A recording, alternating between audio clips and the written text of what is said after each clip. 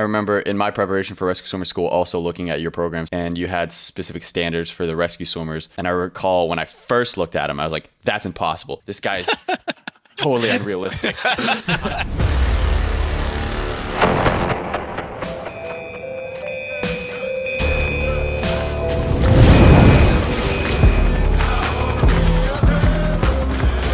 right, another episode of the Rescue Swimmer Mindset. Thank you for joining us. We're back. So we have a very, I'd say renowned in our industry guest today. We won't say who until the very end of this intro. We're psyched. He's knowledge in training. We're going to talk about more than anything buds, how to prepare for that, but he's pretty well versed and in the industry about everything that's special forces or elite military training. We're talking Green Beret, talking Recon. He's got all those training programs out there. Pretty much anything you can think of. Yeah. When we were starting off, we used his programs. We looked at the knowledge he would share, his articles. So very good guest today.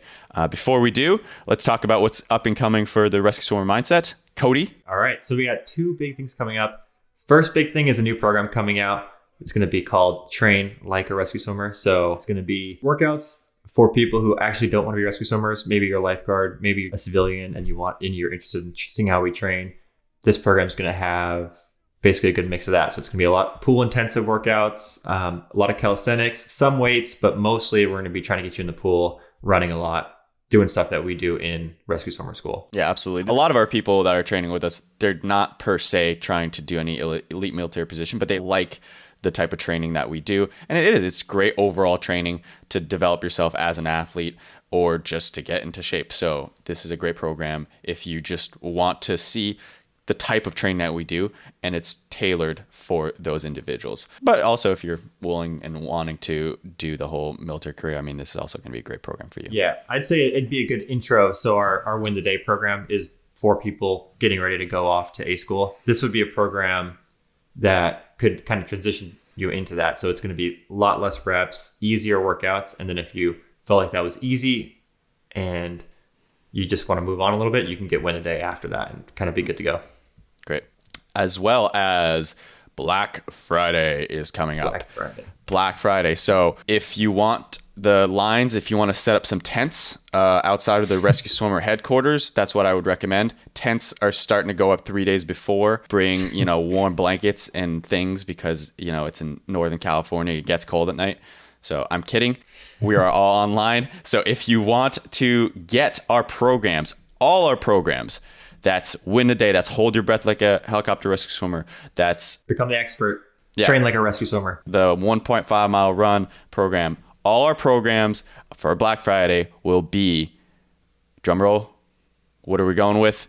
30%? Weak. 40%? That's for fucking losers. We're going with 50%. You got 50% off on Black Friday. So go to the rescueswimmermindset.com. And when are we starting that, Cody? All of Black Friday. So the full 24 hours. We'll start it off West Coast time, midnight, the prior morning, and then go up to the midnight on Friday night. Black Friday, 50% off, Rescue Swimmer Mindset. Without further ado, our guest today, Stu Smith. Welcome, Stu. Hey, thanks, Cody. I first discovered you, I think like in 2010 when I was trying to be a rescue swimmer in the Coast Guard, and I was looking up training programs and all that stuff. And your program, you had a rescue swimmer program. I think it's, Navy, Coast Guard rescue swimmer training program. I ended up buying that and went through it, and it was awesome. Freaking got me ready to go. And then I ended up buying your Navy SEAL prep program too, went through that, and it all worked out. I ended up getting through. So appreciate the help. Well, it's awesome. Those schools are tough, man. And a lot of people, I think the reason why the attrition rate's so high in those is they just aren't prepared. And quite frankly, a lot of people just don't realize how bad treading is. Like they just think, oh yeah, treading's so easy, I could do that. And then like a minute in, they're panicking, about to die. And that's a tough little gut check to get over. I mean, you have to go into any treading or underwater swim or any swim PT workout or any workout for that matter and bring your A game. And that's what those programs kind of help you realize that, oh man, good thing I put treading into my schedule, because if you neglect that, I mean, you're just asking for trouble. Yeah, we have like back in the, when I went through, we had a program called an airman program. So we'd go to an air station for 6 months and kind of prep to go to rescue swimmer school. And I was so bad at treading, the swimmers almost didn't want to send me to A school. They were like, well, I don't know, like you probably won't get through. And I ended up like, I was working on it every day for like 4 months straight. Ended up getting it down, but brutal. Yes. Yeah. Are there a lot of people that show up at Buds with just a casual cavalier, no big deal, they have not prepared whatsoever, and then they get rocked? Because I feel like you got to be insanely uneducated. I would say half the people show up there like that. Really? And then, and then there's a, because it's like a 75% attrition rate, right? Sometimes 80%. So you get half of that group are just so unprepared because they were either overconfident in their abilities or just didn't understand the level of fitness that it required.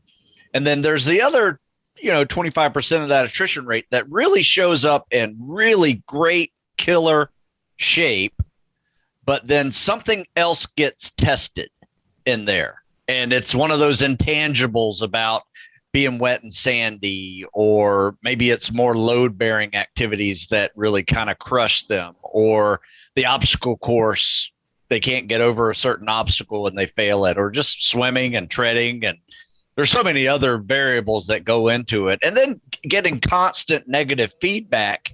If you're one of those guys that have just never failed anything, you've just went through life just crushing it, and you get this constant negative feedback for no reason really whatsoever, it messes with your head in ways. And so I think that might be the other 25% there that show up in really good shape. And then there's the 25% that are in good shape, did some preparation, and just really want it bad enough to handle all the other stresses that come with these types of training programs.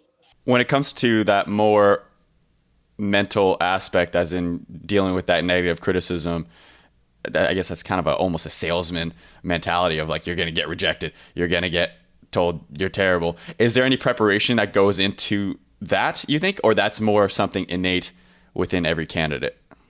That's a good question. I would say it's a little bit developed over your life.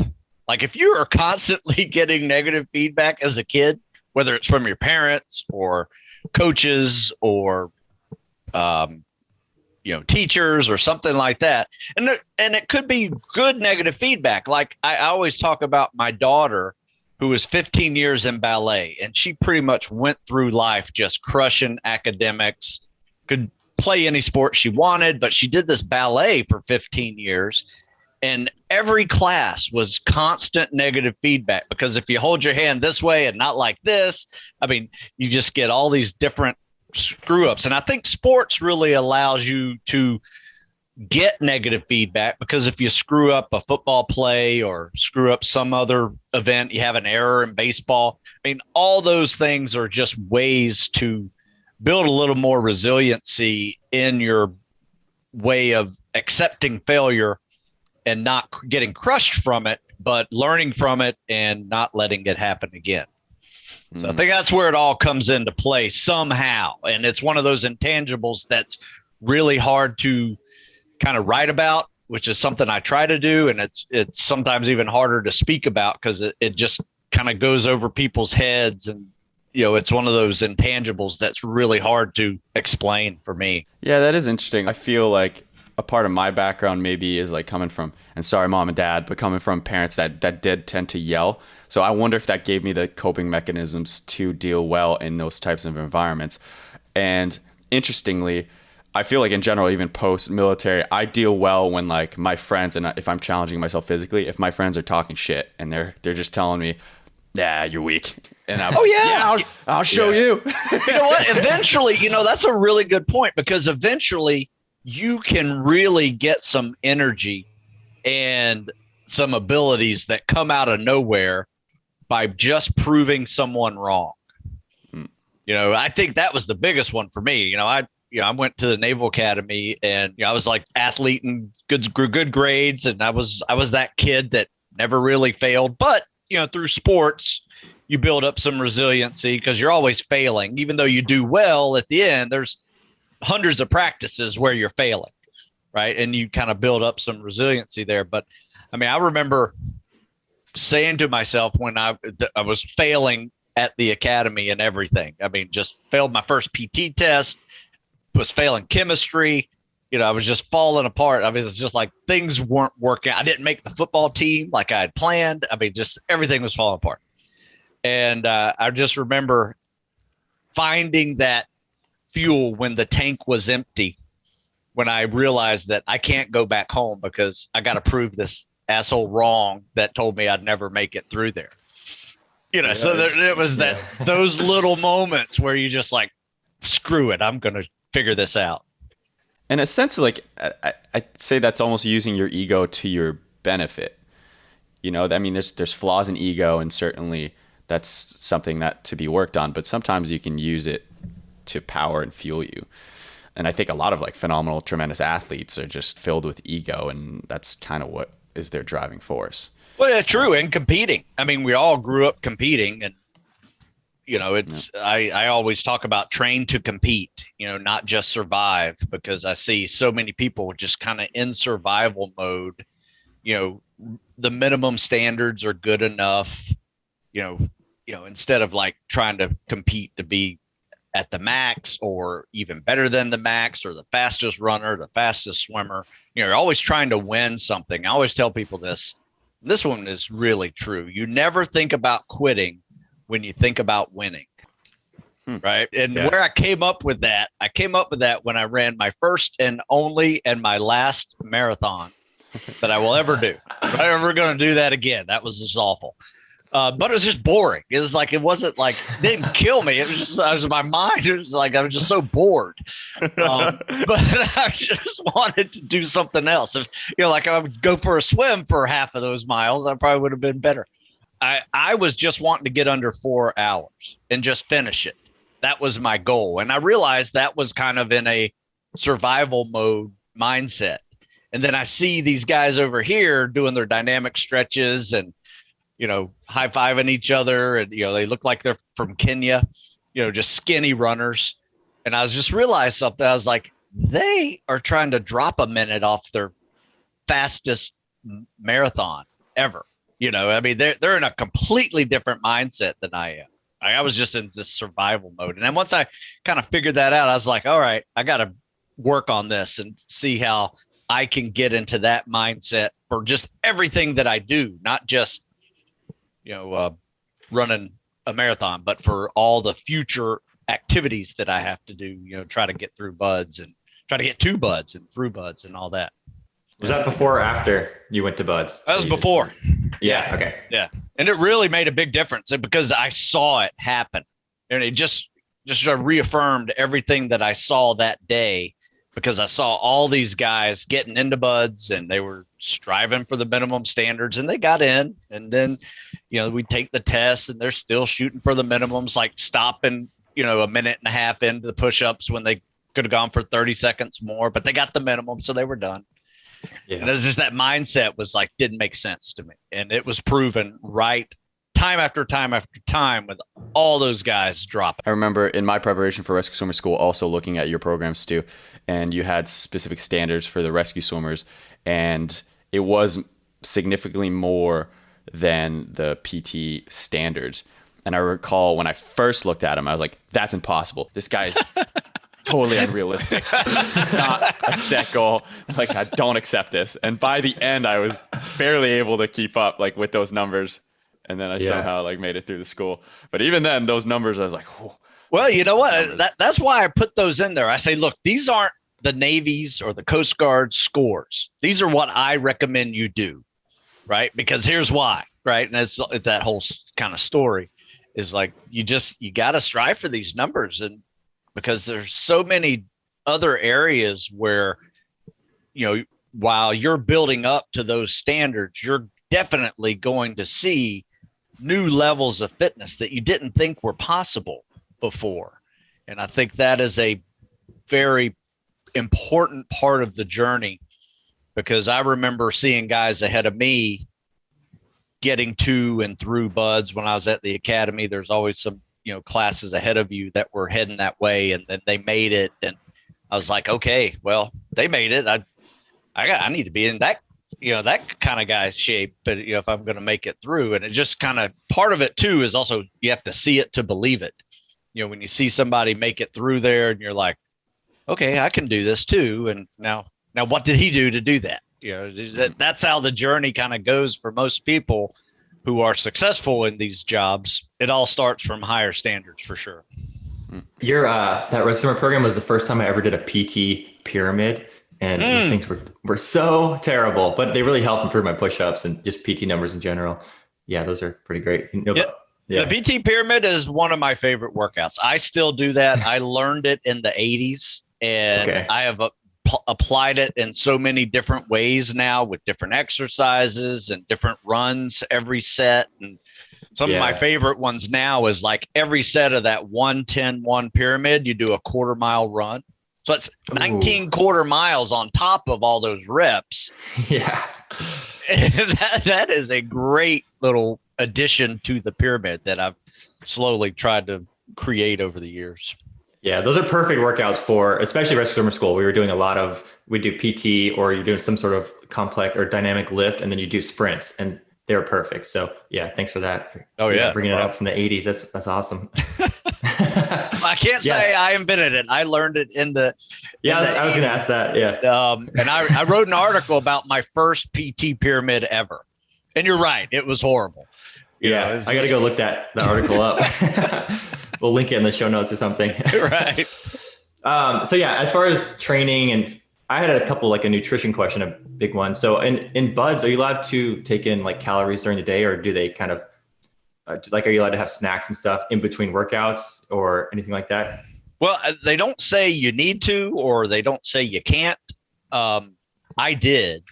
And I would carry, every time I go to the chow hall, I would carry a Ziploc bag, and I would put as much stuff in there as I could that wouldn't get squished or whatever. So it'd be like baby carrots and apple slices and honey packets and peanut butter, zip it up, put that in my pants leg, and I would carry that with me all day. And you'd see me like nibbling on something through the day, because you definitely need it. Even though they did feed you enough there, I always found that just having a little extra blood sugar, glycogen in my body, that I could, do those, that fourth physical event of the day, that people could bonk on pretty easily. Yeah, in Rescue Summer School, there's no rule against, or I guess in Buds, was there a rule against it? Like, would you get in trouble if you were snacking or something? No, I don't think so. I mean, there's so much time in between evolutions where you go to your locker, you take a head call or something like that, and then you go do a classroom and stuff, and everybody's eating in the classroom.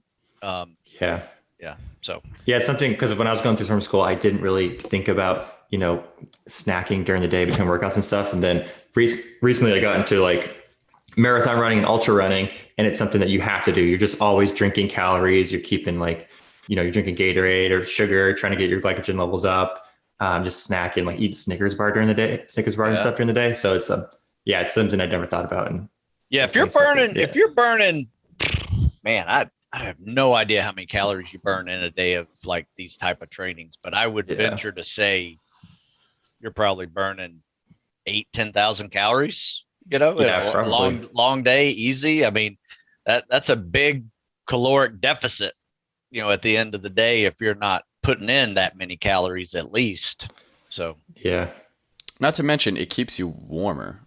Oh, absolutely. Those calories. So that's like something to always consider. Like even when we do like cold expeditions or whatnot, we just put like Cliff Bars in our sleeping bag, and if we're waking up cold, you eat that, and it's surprising how quickly that furnace is fueled again, and you're good. You're warm. You're absolutely. You're going to be warm in the ocean because of your Cliff Bars. I'm just saying. No, that's what I would do too. That's a really good point, because I would do peanuts, peanut butter, things with just a lot of fat in them. And that's just like you throw that into your furnace, like you said, and you're right. It will produce heat, because that's exactly what your body's trying to do. Your body is trying to survive, and it will produce heat, at that when you are cold, for sure. Would you recommend that Buds candidates prepare for that cold water immersion and just dealing with that level of discomfort? That's a tough one because it's potentially dangerous. It's kind of like doing too many underwater swims by yourself. It's like, unfortunately, there are people who die every year practicing underwater swims or breath holds, going into these jobs. And, you can see it, you Google it, and there's always some candidate that dies. We had one at the Naval Academy this past year that died on a breath hold just practicing. And he was heading to BUD/S. He was alone?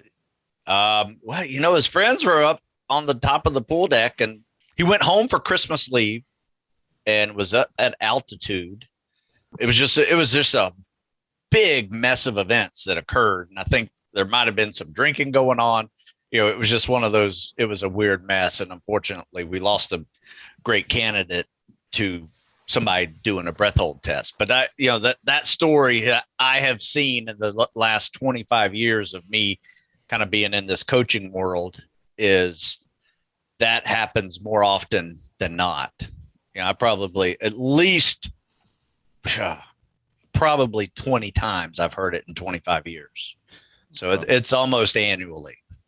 So I try to tell people first, don't swim alone. And to answer your question, sorry, that was a long answer to this question. Yeah, I mean, you can get in cold water, but it doesn't take long to get cold, even in water that's not going to freeze you. Like if you're swimming in 70-degree water, it doesn't take very long to get cold. All you got to do is stay still for a little bit and you'll get cold. And the water out at BUD/S, for that matter, never gets freezing. So you don't need to practice it by being in ice water and get water down into the 30s and 40s. The water in California never goes below 55, maybe 56 in the winter. And in the summer, it gets up to a peak of maybe 69, 70. So it's that 15-degree window that is that BUD/S water temperature zone. But depending on your job, if you're on the East Coast, you're going to be swimming in 35, 36-degree water in the winter. If you're up in Alaska, for sure. So that's a tough one. I'd like to say, yes, you should practice some cold water thing. Like all the guys that were surfers on the West Coast did really well at BUD/S. I mean, they were never fazed by the water because they were just so used to it. So there is something to be said for getting used to the water. But once again, it's potentially deadly. If you get too cold, you die. You hold your breath too long, you die. So there's some skills that I try not to push too hard on candidates, and expose yourself. Make sure, it sucks. I got to bring my A game to this, and it's going to be mostly mental.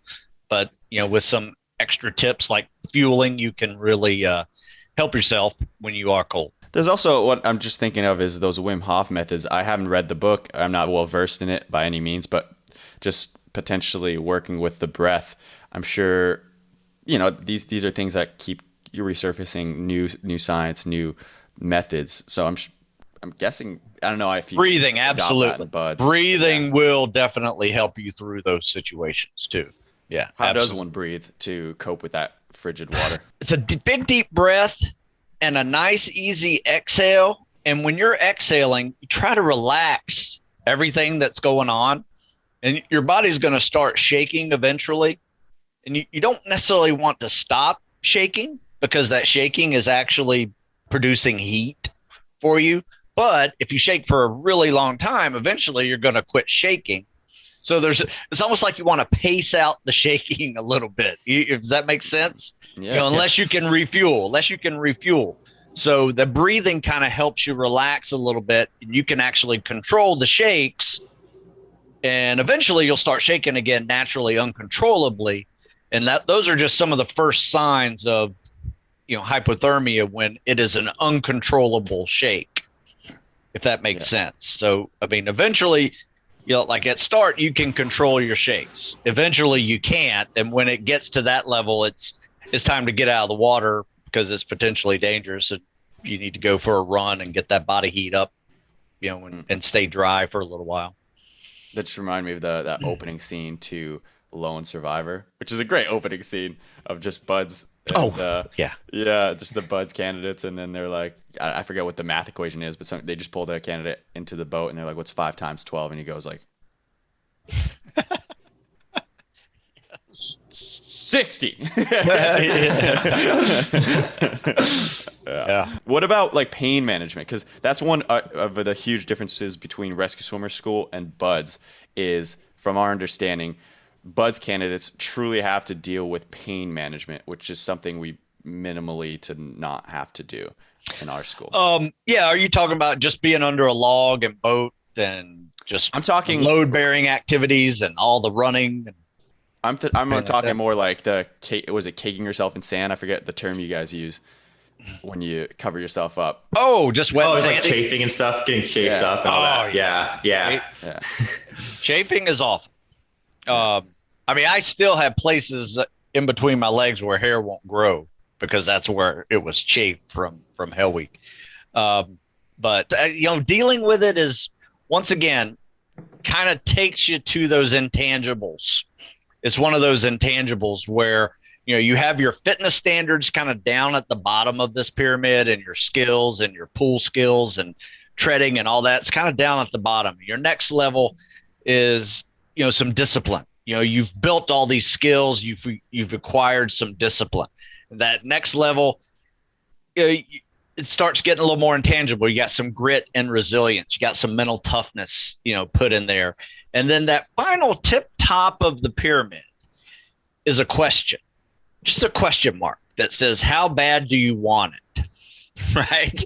And that has to be answered, because at some point in this journey, your body and your mind will say, why are you doing this to yourself? This is just stupid. Right. And you have to have a really good answer for that time when it occurs, because it will occur. And you just have to have a good answer for that. So once again, unfortunately, it's kind of answering a question with a question, and it's kind of one of those intangibles that are very difficult to explain. Really comes down to, how bad do you want this? What are you willing to endure to get through this? And you have to apply that day after day after day, which, it beats up on you for a little bit. And there is pain every single day, and licking your wounds at the end of the day, recovering, eating right, hydrating, getting your electrolytes, all those things, put that into the nutrition realm of this is very important to how you recover from that day and how you build the energy for the next day. So yeah, it's a really big equation that goes into pain management and just getting from one day to the next.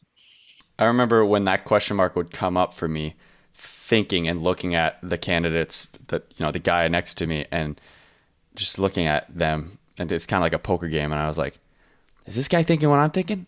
Because he looks like he's doing all right, but there's no way he's not thinking what I'm thinking. And I would just think like, he's got to be thinking what I'm thinking. And I was like, but he hasn't quit yet, so it's not my turn either. Yeah. Sometimes you have to play little games like that in your head. What I used to do was, when the day turned into night and we are still training that day, and let's say it's a Wednesday, right? So it's, you got 2 more days of the week to really endure. And it's a late Wednesday night, and you don't see an end to this. And you're just sitting in the surf zone, just freezing, got sand in your pants, and you're cold. You're just sitting there, and there's nothing else that you have to do but just sit there and sing a song with your classmates, and people are quitting around you left and right. Hadn't even gotten to Hell Week yet. I used to play this little game of, what am I going to do when all this is done? And then I would take all of my senses and answer that question. So I'm going to walk up, to my room, take off all my wet clothes when I'm outside the door, and let them hang and dry. And then I will, walk inside, get a big glass of milk, start drinking milk, and, take a shower. And I knew that I couldn't turn on the hot water at first because it would burn too bad. So I'd start off with a cold shower and build my way up to warm, and I'd clean. And then what I was going to wear afterwards, I'd wear big, thick socks and sweatpants and sweatshirt, wear gloves because I'm so cold, and I'd go to bed, get under this big comforter, and I'd think about all of these things, while I was just sitting there. And as it took a whole lot of time for me to explain that, that's kind of the time I was eating in my head of like what I'm going to do after this is over. So it kind of gave me a little future look into this is going to end eventually. They can't keep us out here forever. Eventually this is going to be done, and this is what I'm going to do, and I'm looking forward to doing this. And it was just a little happy place, I guess, that you kind of go to your head whenever things are sucky.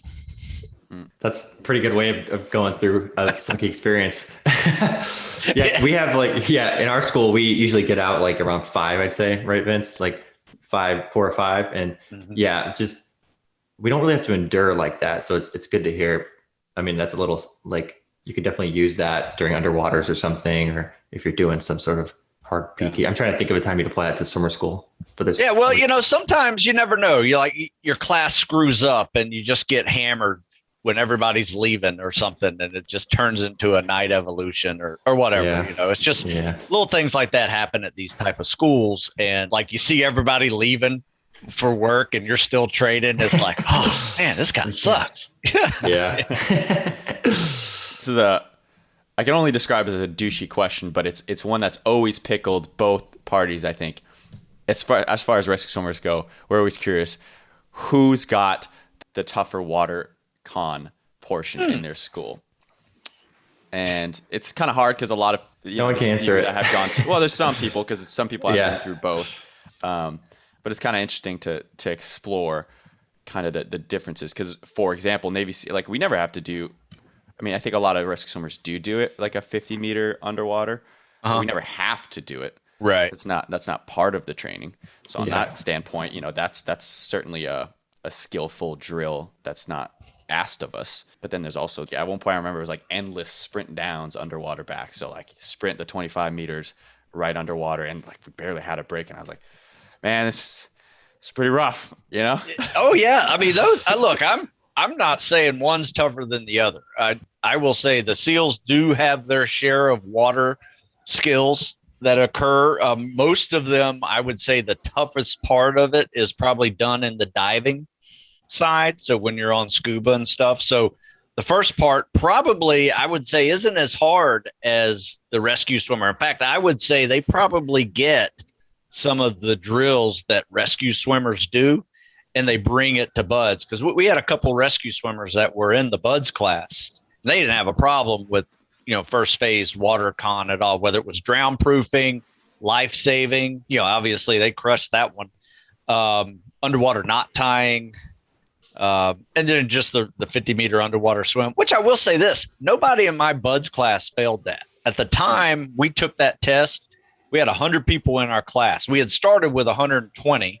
We'd lost 20 by the time into the first week, I think, where we were taking that test, and all 100 made it through. And then, you fast forward 6 months and only 28 made it. So, that is not the test that's going to make or break you. That's why I try to say, look, don't practice this on your own. It's not that important, especially when you can pass out underwater and die for a test that nobody fails. It's just one of those things that they will teach you. And they, you can, as long as you get in good cardio shape and learn the underwater stroke that is more efficient versus wasting a whole bunch of energy cranking out stroke after stroke after stroke, you'll get that 50 meters pretty easily. So, but to answer your question, I don't know, to be honest with you. I think from every rescue swimmer that I talked to and that has gone to buds, they said that their first phase water stuff, was easy at buds. And then the diving just brought another level of technique and procedures they needed to learn. But at the same time, I think rescue swimmer school is definitely a harder surface challenge. How's that? Water surface challenge and underwater swimming versus scuba. Yeah. Another question I had, I think I might have heard you talk about this at some point. Basically, the trade-off between different types of athletes. So say there's a senior in high school who is a football player and he wants to join the Navy right out of high school. And then you have another athlete that runs cross country, great cross country athlete who has a leg up. And then obviously there's different types of training each would do to actually prepare once they graduate and rejoin the Navy. But who do you think has a leg up initially without any pre-training or anything? Good question. For buds. I would say the endurance athlete does at first, but here's the problem. Both of those athletes come into this game with some strengths and weaknesses. And the weaknesses of the football player is probably going to be exposed quite soon when they take 1.5 mile runs, or they take the weekly 4 mile timed run, or they do the 2 mile ocean swim every week. That's going to be really challenging to build up that football player into that kind of athlete to be able to handle that kind of mileage and speed.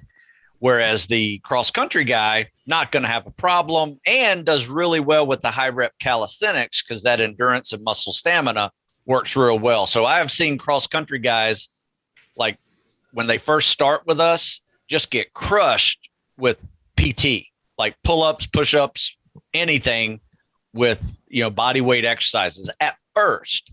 But in about 2 months, they are kicking everybody's ass and everything, and they're still running fast. However, the strength aspect that the football player brings with the deadlifts and the squats and the bench presses and the overhead presses, that's the weakness that the cross country athlete needs to deal with, especially then that first 4 weeks of buds where you're dealing with logs and boats and rucks, injured man drills, fireman carries. Those things kind of crush the endurance athlete if they don't have some exposure to strength training.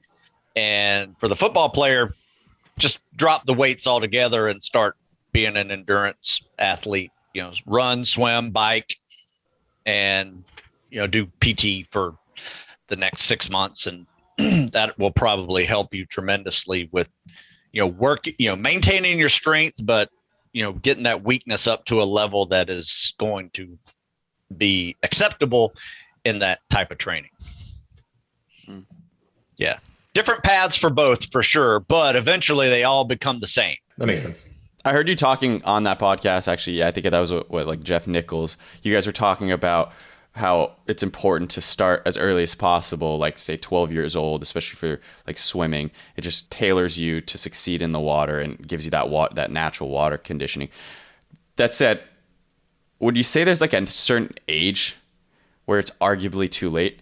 I bring this up because I remember being in Hawaii and trying to get into the whole surfing thing, and I was 21, and one of the rescue swimmers was a professional surfer, and it was a pretty pessimistic thing he said, but he said, if you haven't gotten on a surfboard or like a shortboard by the age of, I think he said about 13, then forget about ever being skillful on a shortboard. Wow. And I remember thinking, wow, that depends how dedicated you are. I have to disagree with that. Yeah. But nevertheless, would you say there's potentially a cutoff, or regardless if you're going to start your training for buds at the age of, say, 28, right? I think maybe the cutoff is 30. Do you think it's realistic? And how about this? You've never been in the water much. Do you think that's like a worthy endeavor?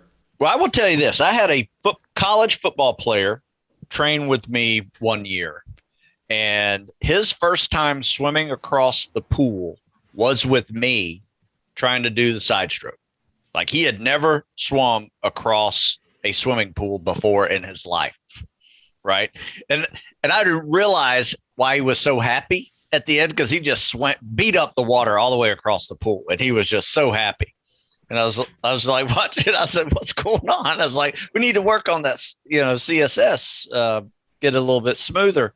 He goes, you don't understand, sir. That was my first time ever getting across the swimming pool. I was like, holy crap, we got a long way to go. But fast forward 6 months, he busted his ass, was in the pool every single day. Next time I saw him, he actually was able to swim 500 yards nonstop. And then we worked on some other conditioning and technique skills and ground proofing and stuff. And that kid is a SEAL today. So he was 22, 23 years old.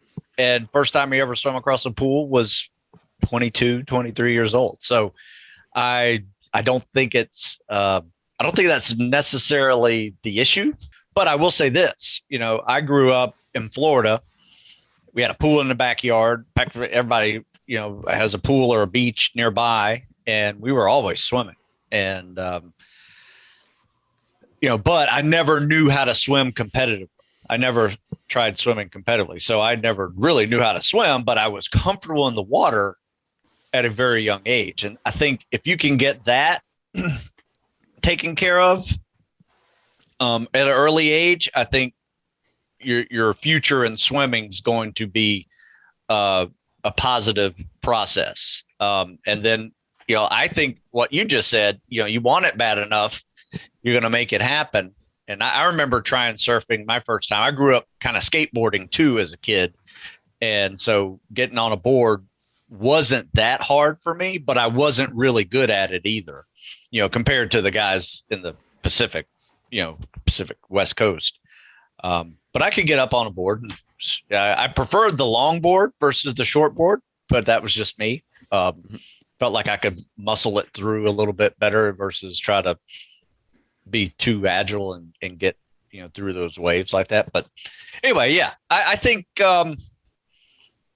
with the proper mindset, you can do it, and also good instruction, and you're not wasting a lot of time screwing up the technique. You jump right into it with good technique and a good mindset. You can push through the swim workouts, and it takes time though. I would say it probably took him a year before he was at Buds, doing the Buds tests. Yeah, it's pretty much the method of success is dedication and doing it with the proper direction methodology. 100%. Yeah. Yeah. No secrets there. Yeah. No. There's a long debate, however, like going outside of water with powerlifting for when you're at a young age and whether or not that stunts growth. That's an interesting topic, and I'm just curious as to like your thoughts on that. Is it a good thing to start lifting, and it's like, let's break it down into powerlifting at a young age? What are your thoughts on this? You know what? To be honest with you, I think that has been disproven in some science over the years. I think where people screw up is they, aren't practicing good form, good technique while they're young, maybe not have good coaching. They get injured, they hurt themselves. I've been lifting weights since I was 12 years old, where I grew up in North Florida, and this was in the 80s. So, science has improved leaps and bounds since then. And we were training with weights 13 years old, because this is a big football town where I was from, in North Florida. And I mean, we would be in 8th grade, 7th, 8th grade, lifting weights, getting ready for high school. We had freshmen, bench pressing 300 pounds, by the time they were freshmen. I mean, they were pretty strong kids. But, I have a son who is 18, and throughout his journey, we started off with a few years of mainly focusing on calisthenics and dumbbell exercises, primarily some TRX. He was doing some martial arts, so that kind of helped him apply those type of movements with not getting too bulky. And then once he got into high school, he started doing other things like shot put, discus, and other sports like that, jumping, basketball. And he's a tall kid. I mean, he's 4 inches taller than I am. He got all the height from his mom. And so he was going to be a tall, skinny kid if he didn't start lifting. So we started putting on some weight. And I'd say by 14 to 16, we never went above his body weight in anything. And then once he turned 16, 17, 18, we were starting to, bench, squat, deadlift over his body weight. So that was just I think probably just being careful with him at that age. Cause I mean, he's a tall, skinny kid, he couldn't do his body weight. So, I mean, it wasn't even an issue. But I didn't try to drive it too quickly, until he was getting ready. And we learned all the techniques at body weight or less, good form, and then he could apply it to body weight or more powerlifting, when he was just a little bit older. Yep. I had a very similar journey, very skinny, difficulty even reaching my body weight. But I also recall that I think it's pretty fairly understood scientifically now that it was a myth, but that powerlifting would stunt your growth. And I think it came down to something called like your growth plates. Yeah. I think in like the science term, it's like the epiphyseal plate or something. And it's that tissue at the end of your bone. And yeah, they were thinking like that would stunt that growth. But then I think like recently they actually came to prove that like your bone mineral density is going to actually, they see some benefit from that, as well as like your motor performance and your skill. Absolutely. So there's a lot of benefit in doing it. That said, like, yeah, I think you're right. If you're powerlifting, max, big weights, young age, poor form, well then, yeah, you're going to hurt yourself. There's repercussions of that. Absolutely. Yeah, for sure. But Arnold Schwarzenegger, what is he, like 6'3"? He started working out when he was super young. So, yeah, or maybe he could have been 6'7", but I don't think so. Yeah, he's a big fella. Yeah.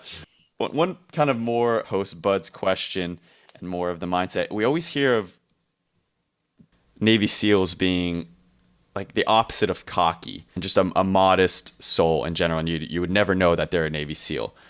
I guess my question is, are there cocky Navy SEAls? Oh, yeah. Okay. Absolutely. Okay. I think with anything, military, no matter what job you are in the military, I think the military is a cross section of society. So you're going to have everything. You're going to have the confident guy, the not so confident guy. You're going to have somewhere in the middle, capable and, perfect, attitude and everything. And, it's a spectrum that I think, for the most part, most of the guys are in that middle zone where they're just, they're confident, not cocky. But that's in a group where when you go outside that group, that confidence can be viewed as cocky, right? Like within a group, when you're with your, group of SEALs or whatever spec ops group that you're in, how you talk every day and what you do every day, is extraordinary compared to groups outside of that. So you talking about them outside of that group, people will say, why's he bragging like that? Where in this group, it may not be that big a deal that you just ran 5 miles and did, 2-mile ocean swim and jumped out of planes. And, it's just different conversations that can be viewed as arrogant outside of those groups. So, but yeah, it's a cross section of society. You have a little bit of everybody. I recall being in the military and hearing this story. Maybe you could fact check it or not, but of a Navy SEAL getting pulled over for a DUI. And I just remember the quote being, he's like, all right, we got to take you in, son. And then the SEAL goes like, but I'm a SEAL. I'm a SEAL. And I don't know if it was through Buds yet or something, but I don't think it worked out for him. No, that's probably not the thing you want to do at all. Yeah, that's pretty bad. Pretty bad. I could see that happening though. I mean, I always flash my military ID with my regular ID, when I got pulled over and hope that would help, but I never played the SEAL card, Yeah, getting out of tickets. Yeah. I wasn't pretty enough to get out of tickets, so I didn't even try. Just like, give it to me. So let me ask you guys a question. Yeah. For the world of search and rescue swimmers or helicopter rescue swimmers, what is the hardest part of that journey? Going through that training. I mean, it can be different for some, maybe different type of athletes have different issues, but on the most part, what is the biggest issue that gets rescue swimmers?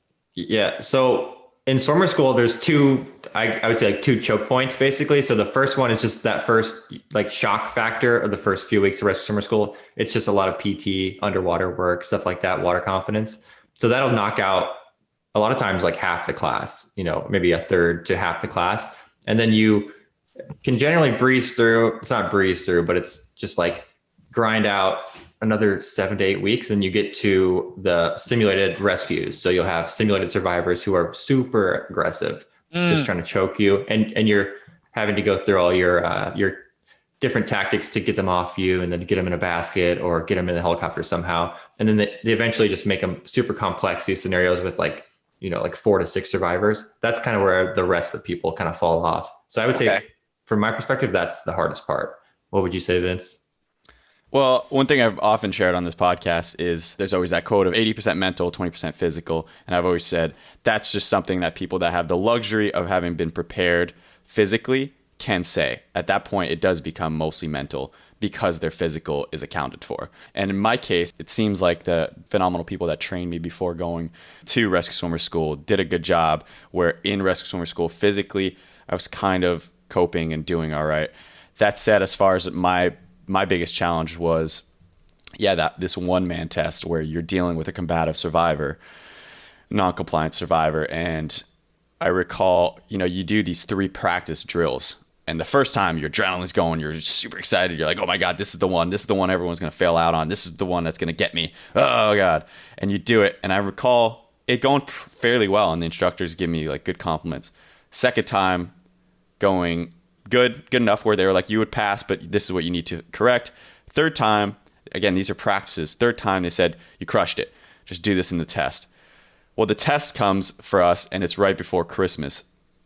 And I recall getting in the pool, and I no longer had that, like, the adrenaline rush. I no longer had that excitement, that grit. So when I got to like that struggle, where they really challenged me, I no longer had like that, like the getting it. And I recall thinking of quitting. And at one point because it's the wave pool is going, and I remember there was kind of like a choke point where like the waves would combine like there's a specific spot. And if you guys want to reach, if anyone wants to reach out, I remember where it is in this pool. There's like a spot where you don't want to be in your buddy toe, because you get sucked in and it's like the vortex of doom. And I got sucked in it. And I was just thinking, like, I'm so sick of this. I'm like, I've done this 3 times. They said I did good. Why couldn't one of those count? And we're starting to go under. I'm buddy towing, but now we're underwater, and I'm like, I'm running out of breath. My legs are not operating anymore. And I just recall thinking, this is right before Christmas. And I recall thinking, oh man, I can't go to Christmas break having failed this. And it was like Jingle Bells. It just started playing in my head, just jingle bells, jingle bell. And I did jingle bell my survivor into that basket, barely. But I recall that being a big, almost quitting, or at least quitting on that test because I was spent trying. Yeah, it's nice to go home for Christmas having accomplished one of the toughest events in your training. Like for me, it was pool comp was like a week before Christmas in our class. And that was a big deal because that's kind of like underwater wrestling on scuba. And it's just a series of procedures that you have to follow to get out of this situation.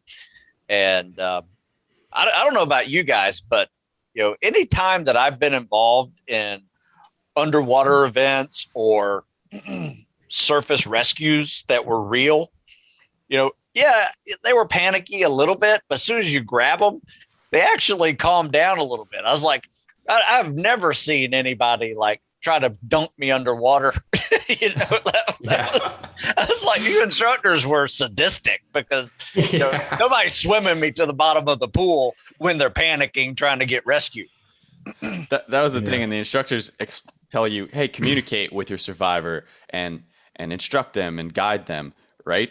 And what was really frustrating to me in those challenging tests was I would communicate, hey, relax your body. Could you tilt your pelvis upwards? And instead, these instructors are like full on sitting like scorpion mode with their toes pointing up to the sky, like almost on their heads, like resting on me, doing yoga poses on my hip. And I'm just like, this is not realistic. Can you just chill? Yeah, it was a little aggressive for a panic victim, but you know what? It's the part that I think makes these schools. It's what makes these schools. I mean, these schools are tough. And, we all have those moments to share about the instructor that almost drowns us as we're trying to learn how to rescue him. And I think that's just part of the journey, and part of making you realize that, we really are playing with Mother Nature when she wants us to play with her. She will win every time she wants to win. And whenever we come out with a victory, it's because she let us come out with a victory. And I think if there's an answer for why do the instructors do this to you, it's because Mother Nature is relentless, and it's because she lets us play in there and she lets us win, that we actually come out successful, in a real life event. One thing, telling my story there before, is I recall actually my senior chief in Hawaii, he did go through buds. He made it through most of it, and then I don't recall, he didn't graduate. But one thing he told me that caused like quite the predicament was, I think they got caught, some of the guys, they were sick of the sand chafing. So what they did is they bought rash guards and they put them on. And then somehow they got caught. Oh, because the rash guard was like a brilliant idea. Like the sand wasn't really, it was tight to their skin, so like the sand wasn't really getting there. And I remember what he was describing as far as like the post PT of that was like pretty severe. But it's fun of these tricks. You get caught bucking the system. They will make you pay, for sure. Cody, if you recall the Navy SEAL instructor. So from Navy Rescue Swimmer School, he was an instructor, and we asked him, what's like your pet peeve that you see in a candidate? And he goes, you saw the hate in his face, and he just goes, people that think they can bypass the system, that can trick the system. And you saw the hate, the anger, and I was like, oh, you're so mad. Yeah. Because there's like an aspect to that, like if you ain't cheating, you ain't trying, and there's a little, for some things, but I guess on big things like that, probably shouldn't do that. Probably absolutely. Just chafe. Yeah. Steve, similar to you, we have like a lot of programs, and one that we ended up not like going forward with, because I think that would be a bad idea. But an idea I had was I could straight up make a program on like, if you ain't cheating, you're trying. Here are your cheat codes. And that includes such things as, I probably shouldn't. I'm going to say it anyway. But don't say it. But I'm going to say it. Right. It's just like if you're doing your flutter kicks, you can like a classic trick is creating a fist like underneath your butt. That thing is a lifesaver.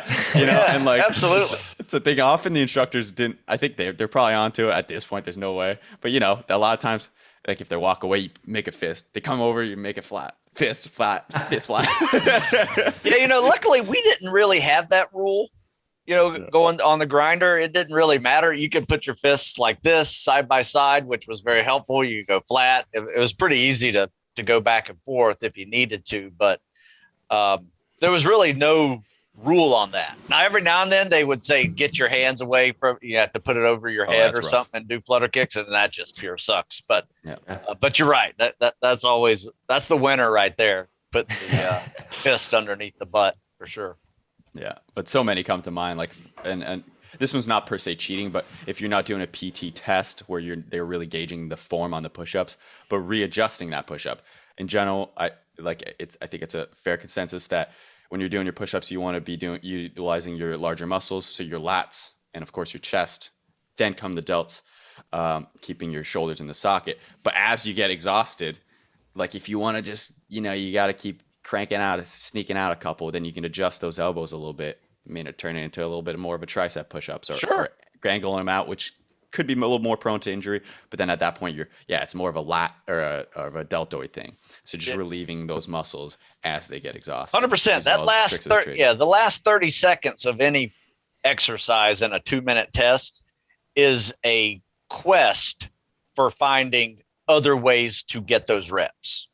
It might be, your grip goes wider, or maybe, your grip comes in a little closer on the pull up or something, or maybe here's one I used to do on sit-ups is if, your butt was like, maybe a foot and a half away from, maybe a foot and a half away from your heels when you're in that sit-up position. And then that last 30 seconds, just slide your butt back a couple of inches. So now you have to come up higher, but it changes the angle in your hips. And you instead of failing and getting 0 those last 30 seconds, you might be able to squeeze out another 10 or 15 just with a slightly different angle on your hips. And once again, you can call them cheat codes, you could call them strategies. I prefer to call them strategies when it comes to PT testing, because there's no rule against it. So therefore it's not a cheat code, right? Yeah, I like it. Stu, where can people find you, and what kind of programs are you excited about right now that you're? Yeah, well, I'm at StuSmithFitness.com, and it's basically 25 years of me writing and working out and writing about it, whether it's articles that I try to write probably about 2 or 3 a week, and then new programs I'm always coming up with. I train kids locally here for free. Anybody who wants to serve can train with me, military, law enforcement, firefighters, we get all types. And where's this, Stu? Here in Severna Park, Maryland, just outside of Annapolis. But you can find our schedule on heroesoftomorrow.org. Once again, it's free workouts. It gives me ideas to write about. Everybody wins. Kids get free workouts. I get test subjects to test out new products and new ideas of training, how to work around aches and pains and injuries or anything like that. But I would say last winter, we came up with a great system. And it during the winter, we typically lift anyway, lift a little more, run a little less, do a little more swimming, just for the non-impact aerobic, pull back a little bit from the impact and high reps. So we'd add some weight, do a little more, fewer reps, but try to build some strength. And we did a cycle last winter, and it was 3 weeks of strength training. And instead of taking that deload week, which we had done previous years, we turned the deload week into a calisthenics and cardio week. So 3 weeks of strength, 1 week of calisthenics and cardio. And we did that all through the winter for 16 weeks. So three on, 1 off, 3 on, 1 off. And I was shocked at how well it went. In fact, I have this book here called Increase Strength and Crush the PST Pass Test. That's our winter lift cycle from last year that has that 3-to-1 block periodization in it. And there were not only people getting stronger with like body weight bench and deadlifts and those type of movements, better grip with farmer walks and things like that, but they were also getting faster on their timed run events. And this was shorter timed runs, so like the 1.5 miles or 2 miles if you're an Army guy. And typically we just try to maintain in the winter versus try to improve those events. But I was shocked that we were actually able to not only get stronger in those 3 weeks and take that 1 week of lifting off to kind of improve the strength. When guys came back into the lift cycle, they were a little bit stronger, even though we did calisthenics and cardio on that 4th week, to help them maintain and even improve on some of their numbers, whether it was a strength number with pull-ups or it was a running or swimming number time that they were trying to improve on. So that was something that I really researched and tested out, and then saw the results of those tests to a point of where I'm not ever going to do a winter lift cycle differently, right? I mean, unless a new idea comes, but we're in our 2nd year of doing that winter lift cycle. And I've been doing winter lift cycles for over 20 years. I just never did it that way. And all I did was adjust the deload week, made the deload week a little less, mobility and lightweight stuff, and made it more calisthenics and cardio. And that made all the difference. I was shocked. And with the cardio, are you doing is it mainly aerobic, or are you doing anaerobic sprints and stuff also? It's a little bit of both. Some sprints, but mainly it's goal pace. So if you're trying to run a 9-minute 1.5 miles, your quarter miles are going to be at 1.5 minutes. Your half miles are going to be at 3 minutes. So it's just trying to memorize that pace. So it's easier. You can do it at a lower heart rate versus it being a gut check for you. And Right. that made a big difference versus trying to run 50 miles a week all year and just falling apart. Deload that running and just, maybe make it 15 miles a week, but they're fast miles. There's no long, slow distance in that cycle. I mean, that's just a waste of time. You want to get strong and you want to get fast. And that's kind of what that 16-week winter lift cycle is all about. Perfect. Stu Smith, thanks so much. Thank you, guys. I've really enjoyed this. I love to have you guys on mine, and maybe we can we do a tactical fitness report, or I have another segment on my podcast. I call it 2 Through and After, and it's kind of your journey of who you were before you were in the military and who you are, going through the training, and then who you are after, and what are you doing now and things like that. It turns into a commercial for everybody that's on it, on the back end, because they're involved in some, business or, some way of helping veterans or things like that. But yeah, I'd love to have you guys on either one of those podcasts. Sounds good. Sounds great. Yeah. I mean, the truth of a podcast is partly to educate yourself. It's to educate the audience. But it's also, it's a good marketing platform for both for people to discover you on, like, hopefully our people, if they hadn't, I'm sure they've heard of Stu Smith. Stu Smith's huge. He's like, thank you. But nevertheless, if they haven't, now they found you, and vice versa if we come on yours, for sure. It's a great thing to do for both parties. So yeah, absolutely. We're very interested. Well, thank you. I've learned that there's always some new 18-year-old kid who starts this journey that has no idea who I am. So the more I stay relevant and, out there and discussing these things, people hear me. So yeah, absolutely. And the world is big. This fitness world, even the military fitness world, is huge, and we all can play in it. I think that we are better together versus trying to compete and bring each other down, for sure. Agreed. Yep. Completely agree. Yeah, we'll be in touch. Absolutely. Thanks so much, Stu. All right. Thank you. Okay. And that was Stu Smith. We covered a lot of stuff on that podcast. I was kind of a fanboy, I liked Stu Smith. He was kind of the inspiration behind Wrestler Mindset originally. So it was cool to talk to him, fanboy out, and get some good conversation going. I think we established that Rescue Swimmer School is harder than Buds. Yeah, that's official. It's not even a question. I don't even know why I asked that.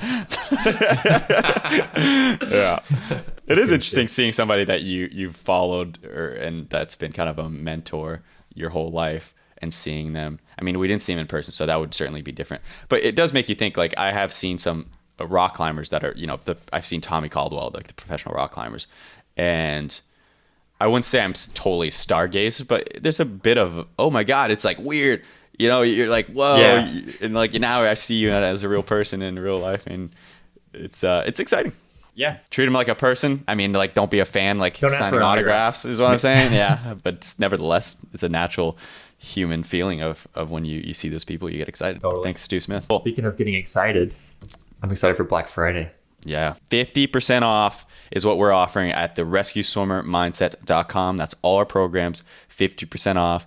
If you've been holding off on our higher budget courses, which are the Hold Your Breath course, the Perfect Form. So we're really breaking down how to swim efficiently, breaking down the form, whether that be in the ocean as a military operator, or in the pool in your training in, say, a military setting, or just in general, perfect your swimming abilities.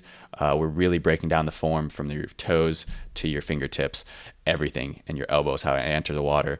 Cody went into the egg beater. We go into treading. We go into underwater technique, all that. Yeah. So that's those programs. We have the 1.5 mile program. We got a lot of programs at the rescueswimmermindset.com. A lot of programs. And a new program. Yes. New program coming out. Train Like a Rescue Swimmer. Also will be available. That's all I got. And good show. Yeah, you don't have to be a rescue swimmer to train like one, so that's what this program is going to be all about. Excellent. Till the next one. Peace. Sayonara. That's the new checkout. Sayonara. Yeah.